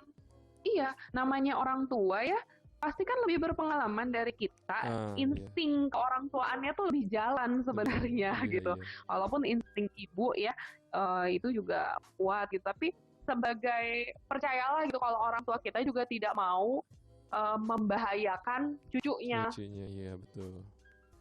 Jadi Jadi memang satu itu yang membangun gitu pola ya. komunikasi yang tepat ya, berarti ya dengan orang tua itu Komunikasi penting. yang tepat caranya gitu. Hmm. Teknis secara praktis yaitu ngobrol sama orang tua gimana perkembangan anak, tanya gimana ya Hmm. mah pak kalau ini caranya kayak kalau Iya. ini diginiin efeknya begini, jangan Hmm. harusnya nggak kayak gitu mah, kata kata si ini, kata psikolog ini begini, kata dokter itu harusnya begini. Itu susah. Susah ya. Harus dengan emosional, pendekatan Susah. emosional kita sebagai pendengar yang baik, kemudian memberi Iya, penjelasan pelan-pelan gitu ya. iya Sa- betul. Saling sharing pengalaman. Ya kalau kita kalau kita yakin itu benar, Mm-mm. ya baik-baik sampaikan dan buktikan kalau memang yang kita jalankan itu efeknya Hmm. bagus buat anak. Tapi tujuannya bukan untuk mengalahkan argumen orang tua itu, tapi untuk Bukan, menunjukkan bukan. memang ini tepat gitu ya. Baik, wah Untuk mantap nemu sekali. formulasi yang tepat untuk Iya, anak untuk kita, menemukan. gitu. Mantap, mantap, mantap. Nah itu mudah-mudahan jadi solusi ya tadi buat para penanya.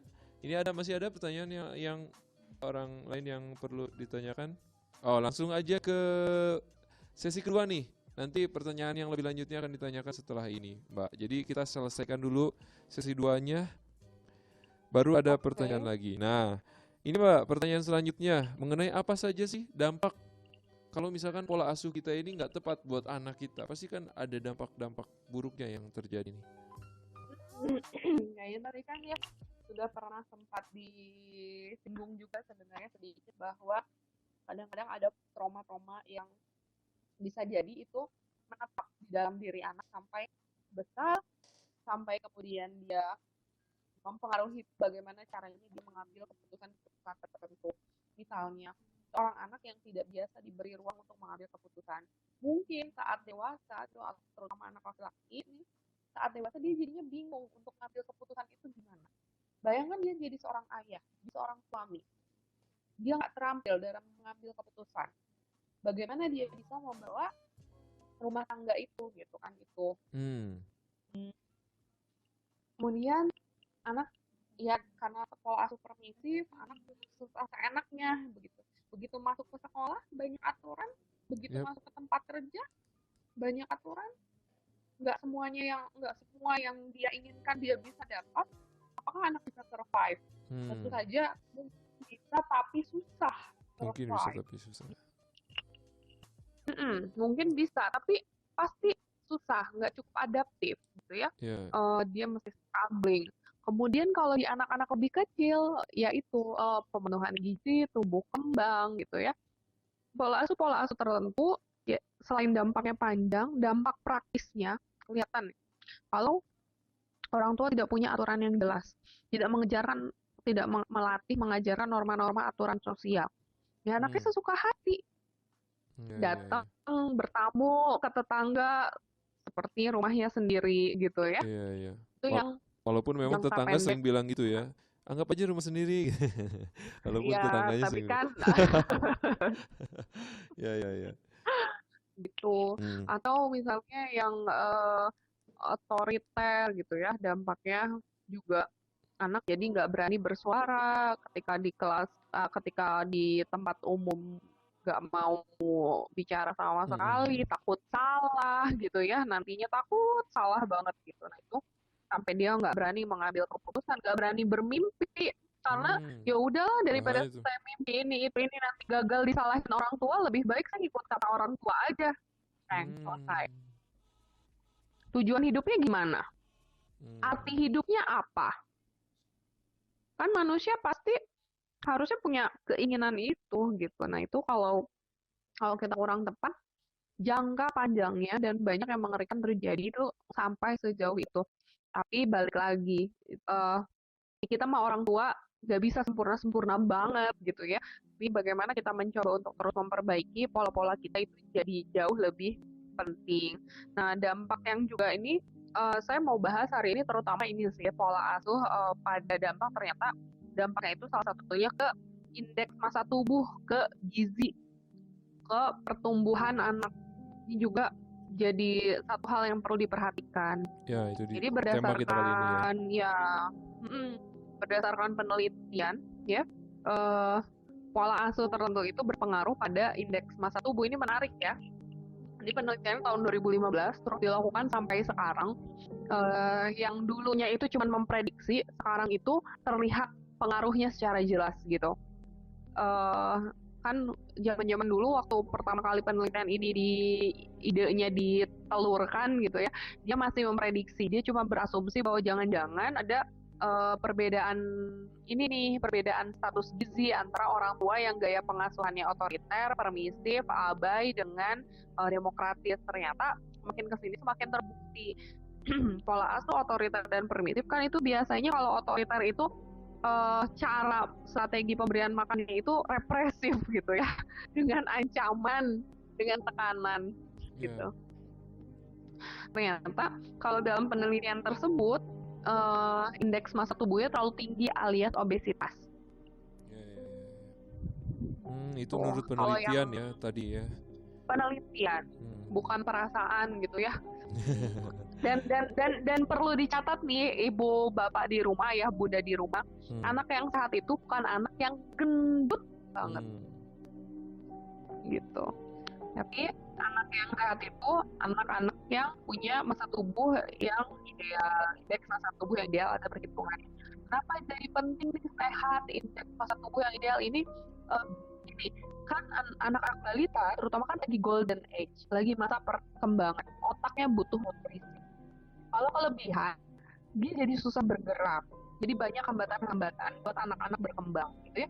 Jangankan jalan seimbang, dia bawa badannya aja susah kalau udah obesitas. Ya.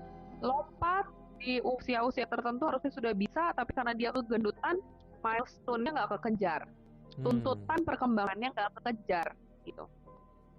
Begitu juga dengan yang kurang gizi, gimana gitu ya, mau ngejar jelas kurang gizi gitu ya, lompat ya nggak bisa, ototnya nggak kuat gitu kan, mau menulis ya belum bisa, pegang pensil belum bisa gitu. Nah itu jadi imbasnya tuh pasti kemana-mana. Maka penting memperhatikan pola asuh terhadap dampaknya. Kan dampaknya ya nggak cuman ini aja, ternyata banyak nih. Kita tadi ngomongin dampak jangka panjang, ternyata dampak yang paling penting ini ke status gizi anak. Kalau status gizi anak itu merembetnya kemana-mana, daya tangkap, kognitif, perkembangan motoriknya, motorik harus, secara psikologis juga itu berdampak banyak jadinya. Berarti dampaknya banyak sekali ya yang akan terjadi apabila pola asuh kita tidak tepat dalam menangani anak kita. Untuk asupan gizi khususnya juga itu tadi banyak banget ya dampaknya. Nah, Bapak Ibu semua nih, kalau misalkan ada pertanyaan lagi nanti di sesi kedua ya, tapi satu-satu ya. Nah, terus pertanyaan terakhir mungkin ya sebagai penutup ya. Nah, pertanyaan terakhir untuk sesi kali ini. Jadi nanti habis pertanyaan ini Ibu Fitriani menjawab, nanti langsung sesi kedua dimulai pertanyaannya. Nah, pertanyaan terakhir dari Hamal untuk sesi kedua nih adalah apa yang biasa dilakukan keluarga untuk mendukung apa yang bisa dilakukan keluarga untuk mendukung tumbuh kembang balita ini lebih kepada action yang tepat gitu. Nah ya, oke. Selain tadi ya penerapan pola asuh yang tepat, kita untuk mendukung tumbuh kembang anak yang optimal ini, pertama sadari bahwa kita tuh jadi orang tua bersama pasangan gitu. Jadi harus ada komunikasi, harus ada kerja sama.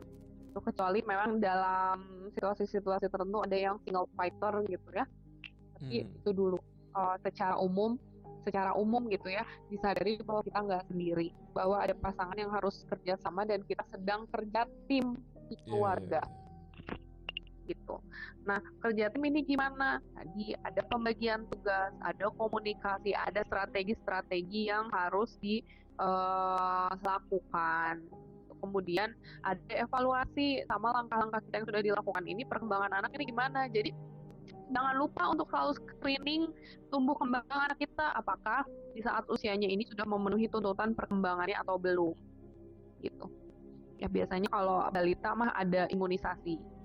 Secara fisik kan ini ya, dievaluasi berat badannya berapa, lingkar kepalanya berapa, tinggi badannya berapa, itu berkaitan dengan masalah fisik. Tapi juga aspek-aspek lain, kognitif, itu ada kan tahapan-tahapannya. Usia 3 tahun apa, usia 4 tahun harus gimana, itu bisa dicari lah checklistnya. Sebagai gambaran misalnya perkembangan bahasa, 2 tahun harusnya anak udah bisa bahasa, lewat 2 tahun berarti itu ada keterlambatan bahasa. Walaupun dulu orang tuanya baru bisa ngomong 4 tahun, 5 tahun, tapi ketika anaknya 2 tahun belum bisa ngomong, itu tetap aja terlambat dalam bicara. Jadi jangan bilang dulu juga orang tuanya telat bicara terus kita santai-santai gitu ya. Saya juga telat bicara gitu dulu ya, jadi kita santai-santai, nggak bisa kayak gitu. Jadi perlu di screening supaya kita bisa cari strategi yang tepat seperti apa. Nah, dan dukungan lain yang juga penting tadi ya adalah mengomunikasikan dengan anggota keluarga yang lain kalau ada. Makanya tadi ada pertanyaan, gimana kalau ada nenek kakeknya, gimana kalau ada pengasuh gitu ya. Itu jadi penting, semua yang terlibat megang anak itu adalah timnya. Kalau timnya nggak satu gerbong, nggak satu lokomotif gitu ya, agak susah. Anaknya jadi kemana-mana bawanya. Itu juga penting. Intinya dukungan ini bisa bentuknya psikologis gitu ya, dukungan emosional, psikologis itu dukungan emosional, dukungan fisik, dukungan finansial ya, dan dukungan fasilitas. Dan tentu semuanya disesuaikan dengan kemampuan orang tua masing-masing. Oh iya. Nanti mungkin sambil menyiapkan penutup untuk memotivasi kita untuk bisa bersemangat mengasuh anak kita dengan pola asuh yang paling tepat, kita akan jawab pertanyaan-pertanyaan sesi kedua ini, Mbak ya. Terima kasih banyak pokoknya nih Mbak, udah mau jawab satu-satu. Mohon maaf tadi ada kesalahan teknis, ada gangguan teknis gitu ya. Kita akan jawab lagi. Yang mana kita akan baca satu-satu. Nah, dari Mbak Suni, apakah stunting juga termasuk salah asuh ya Teh? Jadi stunting ini kan ada 3 hal yang mempengaruhi. Pertama, pola asuh. Kedua, sanitasi. Ya. Sanitasi. Ya, sanitasi itu lingkungan rumah yang baik. Iya. Stunting, sanitasi, kemudian? Stunting mempengaruhi Wah, hilang lagi. Pola asuh dalam hari ini pola pemberian makan. Halo? Ya, udah, ada Mbak. Ya, bagaimana kita, kedengeran nggak? Kedengeran sekarang. Oke. Ya, jadi tadi ya, yang pertanyaan apakah pola asuh mempengaruhi stunting? Tentu saja iya, karena stunting itu dipengaruhi oleh 3 hal. Cara kita ngasih makan, strategi kita ngasih makan, ikatan emosional, dan pemantauan tumbuh kembang. Itu berpengaruh. Nah, kemudian yang kedua, sanitasi, ada air bersih, jamban, cuci tangan gitu ya, itu juga berpengaruh. Dan yang ketiga, baru pola makan. Sesuai nggak pola makannya dengan gizi yang seimbang gitu. Tapi balik lagi nih, sanitasi bagus ya, gizi udah disediain, terus dia dalam pemberian makanan nggak bagus, kita ikatan emosionalnya nggak terbentuk, nggak dipantau tumbuh kembangnya, ya balik-balik lagi bisa menyebabkan stunting. Oke, jadi berarti ada 3 ya tadi, kedekatan emosional, sanitasi, dan pola makan ya. Pola asuh, sanitasi, dan pola makan. Ya, kedekatan emosional itu masuk ke pola asuh berarti. Pola asuh. Iya, kedekatan. Jadi makan itu sangat berpengaruh dengan emosional si pemberi makan. Iya. Jadi kadang tiba-tiba nafsu makan karena ngelihat iklan. Nah, itu juga kan berarti secara psikis. Ya benar-benar. Ya. Kemudian ada lagi tiba-tiba nggak nafsu makan ngelihat orang tuanya gitu, itu juga bisa. Nah, itu sebaliknya bisa. Oh iya benar. Nah ini ada pertanyaan dari Bu Lisna lagi, ada trauma seorang anak Ya. karena kekerasan fisik di usia balita. Oh, trauma seorang Oh anak karena iya. kekerasan fisik di usia balita. Apakah akan berbekas sampai dia besar katanya? Kekerasan fisik karena dipaksa Tergantung. makan atau apa nih? Mungkin ya nggak tahu ya. Ya, tergantung ya. Kalau kita bicara tentang trauma dan kekerasan, efeknya bisa ringan sampai berat. Kalau memang yang Hmm. dia terima berat, ya itu akan mempengaruhi. Jadi sebenarnya jangankan di usia balita, apa yang terjadi di dalam perut ibunya saat dia masih Hah? janin itu tuh bisa menjadi trauma. Oh, kirain pas sudah lahir aja Ya, gitu. enggak, dari perut. Karena kan kita udah dihembuskan nyawa itu dari sejak di dalam perut kan. Oh, jadi dari perut saja itu bisa jadi trauma buat anaknya nanti ya pada saat udah lahir. Iya, jadi ada developmental trauma namanya. Hmm.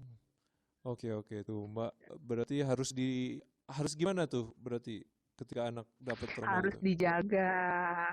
Eh, Jadi memang kita harus sadar lah dengan apa yang kita lakukan ya ya, sejak kita dinyatakan hamil ya, bukan yang ayahnya juga. ya ya. Yang tadi yang karena kekerasan fisik sampai dia besar, Oh ya, itu dilihat antisipasi aja, gitu. dilihat. Oh Jadi ya. walaupun itu menyebabkan trauma, kita yakin bahwa manusia itu dilahirkan dengan keberdayaan kan. Jadi ya Ah, setiap manusia itu pasti berdaya.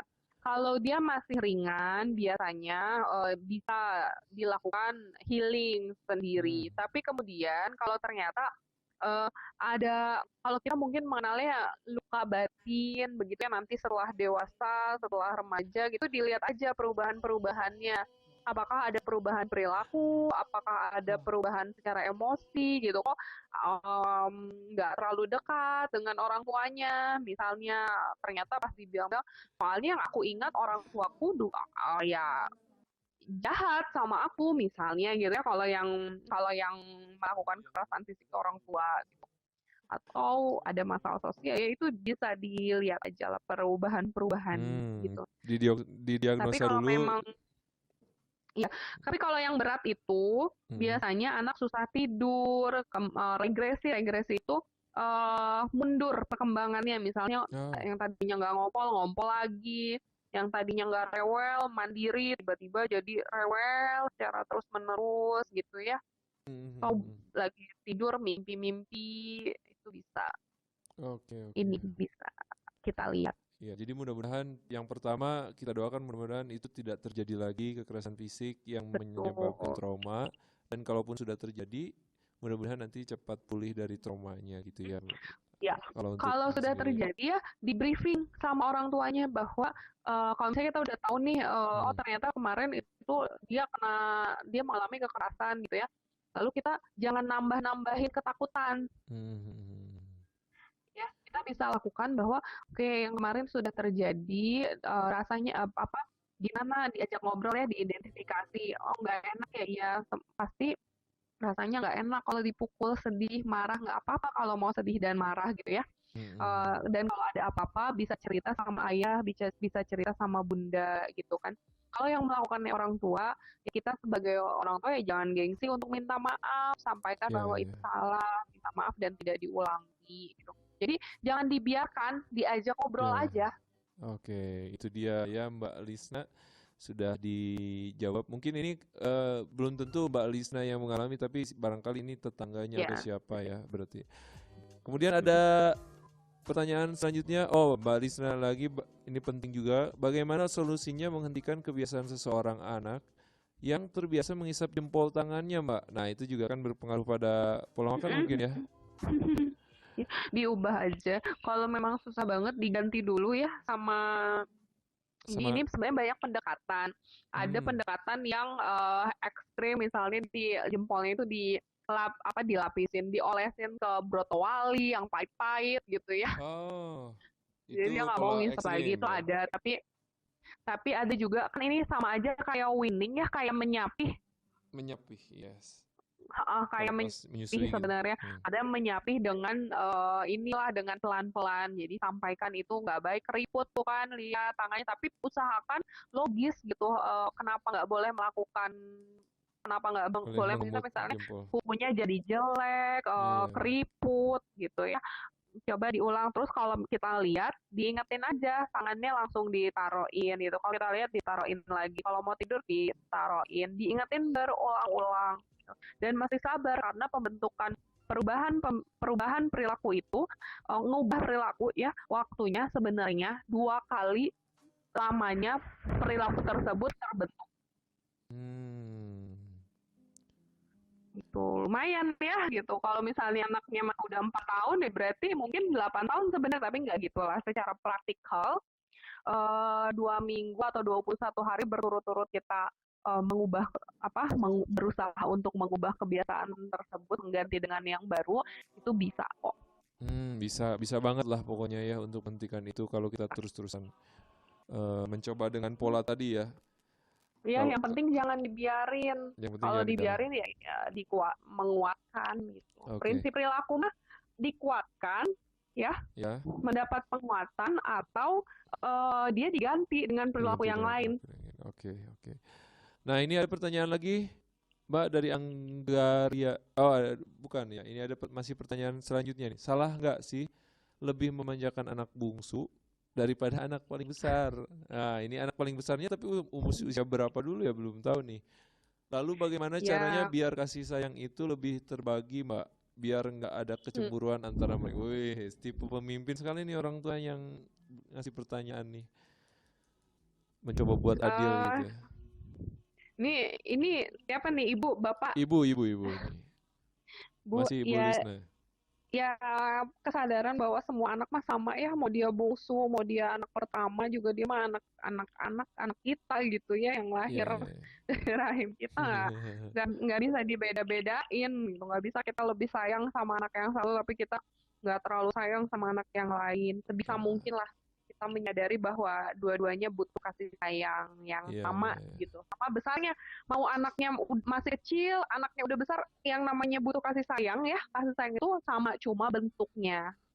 Mungkin Ah, anak yang lebih kecil kan nggak mungkin nggak digendong-gendong, misalnya masih 6 bulan ya lebih banyak digendong otomatis gitu ya. Anak jadi yang udah gede nggak iya, bisa. jadi harus dikomunikasikan ke mereka juga mungkin ya. Harus Betul. dikasih tahu ke mereka bahwa cara sayangnya kan beda-beda tiap usia kan ada yang harus digendong kalau yang Nah, udah gede tapi enggak. kan cara Itu cara gimana kita tuh? membahasakan kalau kita bilang cara sayang itu kan beda-beda, itu kan susah dicerna Susah ya. iya Cara iya. sayang itu beda-beda, tapi mana aku nggak pernah disayang gitu. Aku nggak pernah ngerasa disayang Iya iya gitu. tuh. Ya, Gimana tuh kalau gitu? balik lagi jangan-jangan ya balik lagi waktu berkualitas. Makanya kita perlu tahu lah tahapan-tahapan perkembangan. Misalnya anak-anak usia Hmm. segini tuh paling seneng diapain gitu. Nah, itu Oh, iya kita iya coba iya iya. cari kan. Anak-anak yang udah besar itu mungkin lebih seneng diajak ngobrol, diajak hangout gitu ya, Oh, iya iya iya diajak iya. diskusi dan nggak terlalu dikepoin misalnya Hmm. gitu. Tapi kalau untuk pemberian uang jajan itu memang dari awal dibahas kalau ini tuh Halo? Ada lagi suaranya? Oh, mbaknya terputus atau kita yang terputus ya? Jangan-jangan kita akan hubungi dulu mbaknya. Kayaknya enggak deh kalau kita enggak. Kok jadi bapak yang saya hubungi ya?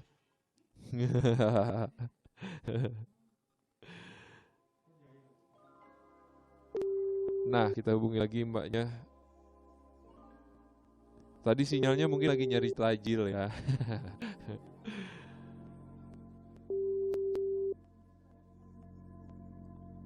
Langsung. Oh, si mbaknya udah enggak. Kayaknya udah susah dihubungi nih. Habis baterai mungkin ya. Nah, Bapak Ibu nanti jangan dulu kemana-mana, nanti kan ini Hamal masih akan mencoba menghubungi. Tapi jangan khawatir juga tadi yang ketinggalan, karena nanti audionya bakalan kita upload ya di channel Rumah Sinergi, di channel Rumah Sinergi di YouTube maupun Spotify, ataupun juga nanti case-nya akan diupload lagi.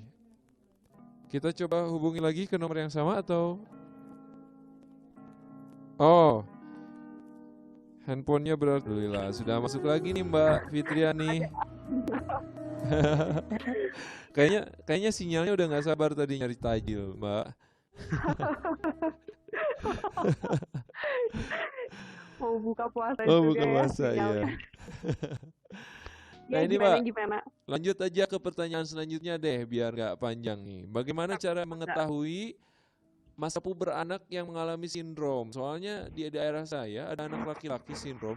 Kalau sekarang usianya sekitar anak SMA suka ngejar-ngejar anak cewek. Tapi menurut Hama normal, normal sih Oh, kalau ngejar-ngejar anak cewek, kalau iya. ngejar-ngejar, kalau cowok ngejar-ngejar anak cowok itu nggak normal tuh. Nggak Iya. bercanda-bercanda. Gimana Mbak tuh Yang yang akan lebih tahu sebenarnya pertama orang orang tuanya. tuanya? Terus kalau anak laki-laki special needs ya, anak berkebutuhan khusus, terus dia ada keterbelakangan mental atau ada gangguan-gangguan tertentu ya, di ini aja kalau udah SMP ya sudah dianggap balik aja. Nah, bagaimana pola asuh untuk anak berkebutuhan khusus itu sendiri?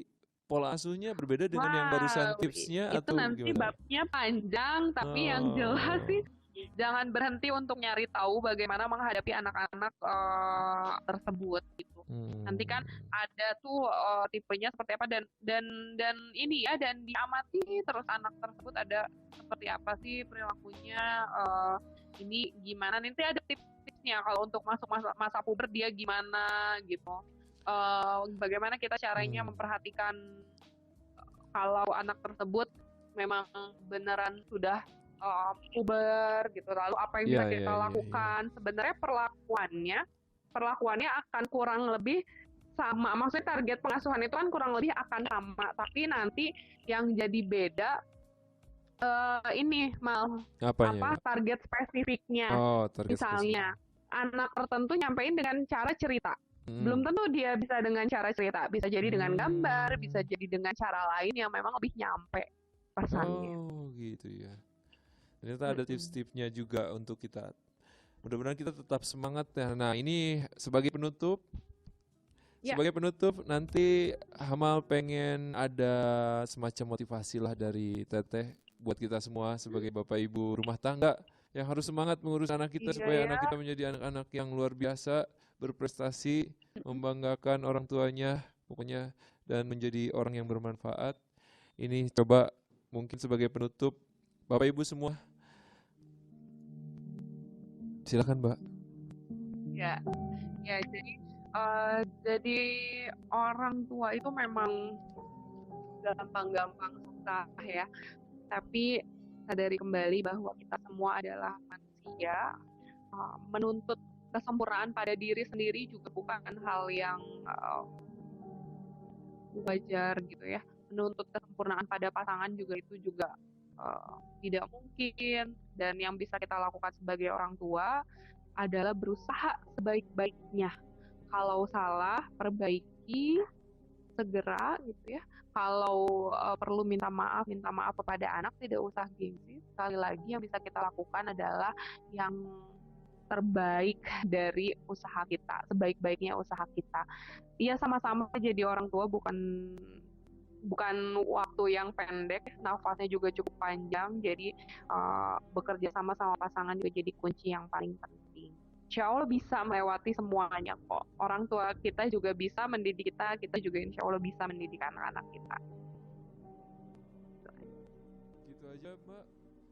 Baik, wah Iya, luar biasa sekali. Terima kasih banyak Mbak sudah meluangkan waktunya untuk sharing ilmunya kepada kita. Mudah-mudahan Bapak Ibu semua juga puas ya mendengarkannya, tapi tidak puas sampai mendengarkan, tapi juga mempraktekkan ilmu yang barusan kita dapatkan sama-sama. dan Dan nyari ya Mal, nyari lagi, dan nyari terus ya, mencari. terus mencari ilmu lagi gitu. Jangan skeptis ya Mbak ya, jangan berasal dari satu sumber gitu Ya, misalkan ya. Oke. Dan Hamal juga mohon maaf kalau ada banyak kesalahan teknis yang terjadi ya buat Mbak Fitriani juga Hamal minta maaf. Minta maaf juga kepada Bapak Ibu semua dan juga terima kasih banyak yang sudah sudah mendengarkan. Selamat masak Bapak Ibu yang sekarang lagi siap-siap lagi prepare di rumahnya masing-masing. Dan tetap semangat semuanya, tetap sehat semuanya. Gitu aja mungkin. ini jadi ada door prize sama Oh, jadi ada door prize tentunya. Nanti akan disaring dulu ya nanti Baik. sama Mbak Fitria dan kita kita diskusikan 5 orang pemenangnya siapa. Jadi jangan kemana-mana dulu dari grup, jangan meninggalkan kita. Karena nanti juga akan ada sesi-sesi selanjutnya ya Pak Manajer ya. Akan ada sesi-sesi selanjutnya yang bakalan tentunya nggak kalah menarik juga. Mungkin juga nanti mudah-mudahan kita bisa ketemu lagi sama Mbak Fitriani Johari MPSI yang sekarang ini sangat luar biasa banget memberikan materinya. Mudah-mudahan bermanfaat bagi kita semua. Gitu aja. Mudah-mudahan bermanfaat. Terima kasih semuanya juga ya. Ya, gitu aja mungkin Hamal Mas Kumambang dan juga Mbak Fitriani Johari Iya. MPSI pamit undur. Akhir kalam, Assalamualaikum warahmatullahi wabarakatuh. Astra sehat untuk Indonesia.